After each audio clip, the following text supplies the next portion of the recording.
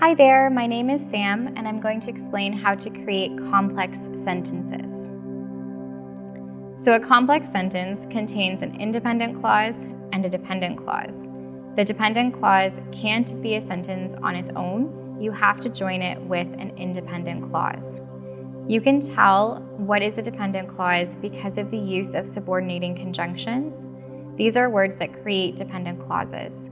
On this slide, you can see some of the common ones here in red because although, after, before, while, since, unless, once, until, when, even though, and as, when you see these words, it's indicating to you that there is a dependent clause.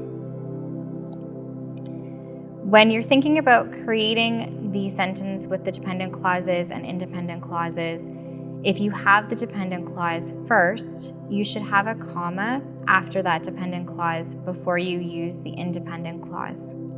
If you have the independent clause first and the dependent clause second, then you don't need to use a comma, generally. So here's an example. After I studied for my test, I went to sleep. So you can see the word after there is indicating this is a dependent clause. You couldn't have that dependent clause after I studied for my test be a sentence all by itself. It's not a complete sentence. And you do use the comma as noted because the dependent clause is first after the whole dependent clause. You'll also notice when you read dependent clauses that you pause slightly after you have the end of the dependent clause. So in this example, it's not a long pause, but it's there. So I'll read it again. After I studied for my test, I went to sleep. On the other hand, if you have the dependent clause second, you don't have a comma and you don't have any pauses. So I went to sleep after I studied for my test.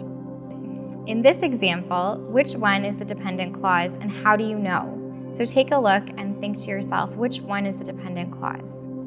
If you guessed that it's the one that begins with because, you're correct.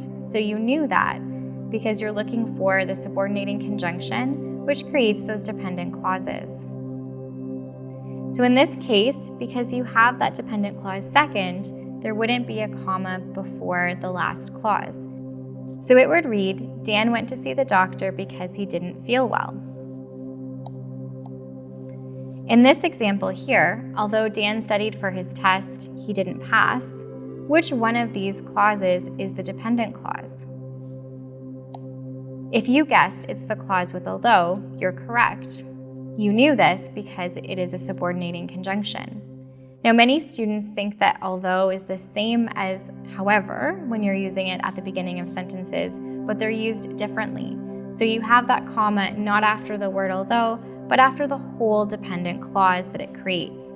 So although Dan studied for his test, you have the comma and the pause, and then you have he didn't pass. If you have questions about this or any other areas of writing or citations, we're happy to help you. You can see my contact information on this slide. For more information, check out our other videos or go to the library website. You can find the links in the description below. Thank you so much for watching. I hope you have a great day.